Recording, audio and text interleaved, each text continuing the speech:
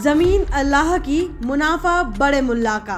औकाफ से लबालब बद्री महल की तिजोरियां वक्फ संशोधन बिल के हिमायती जमीनखोर सैयदना मुफद्दल सैफुद्दीन का एक ही चंगुदाव, कब्रिस्तान पर दुकान।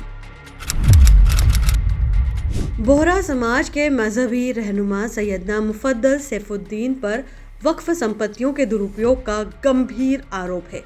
इंदौर के इमली बाजार स्थित दाऊदी बोहरा कब्रिस्तान जो वक्फ प्रॉपर्टी है, वहां न सिर्फ अवैध रूप से दुकानें बना दी गई है, बल्कि उन्हें किराए पर देकर मोटी कमाई भी की जा रही है।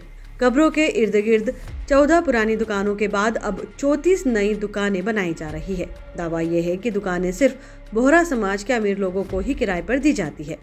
कब्रिस्तान जैसे पवित्र जगह पर व्यावसायिक गतिविधियां चलाकर न सिर्फ धार्मिक मान्यताओं को ठेस पहुंचाई जा रही है, बल्कि मरहूमों की रूहों की शांति भी भंग की जा रही है। बोहरा समाज के कब्रिस्तानों में कब्र के लिए भी पैसे वसूले जाते हैं। एक कब्र के लिए 11,000 रुपए तक लिए जाते हैं, जो हैसियत के अनुसार और बढ़ा भी दिए जाते हैं। यह पैसा मेंटेनेंस के नाम पर लिया जाता है, जबकि पहले से ही दुकानों से करोड़ों की आमदनी हो रही है। सवाल ये उठता है कि अगर पहले से इतनी कमाई हो रही है, तो वह पैसा आखिर खर्च कहाँ हो रहा है?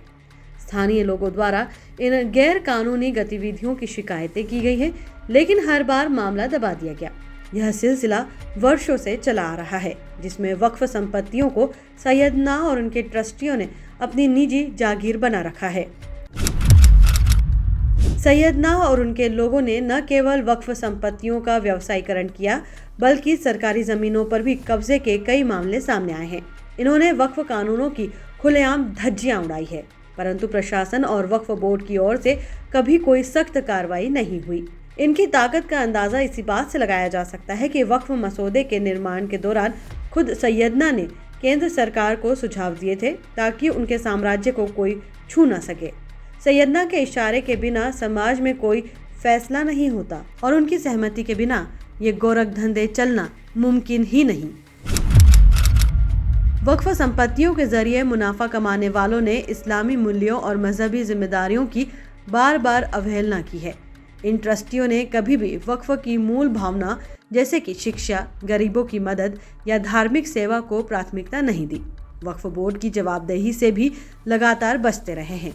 ये लोग हर साल चंदा निगरानी बोर्ड के खातों में करोड़ों जमा कर करीब 100 करोड़ रुपए का गबन कर रहे हैं।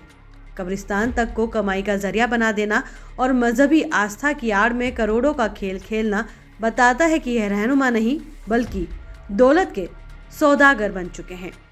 Bureau report, Lokswami mojo.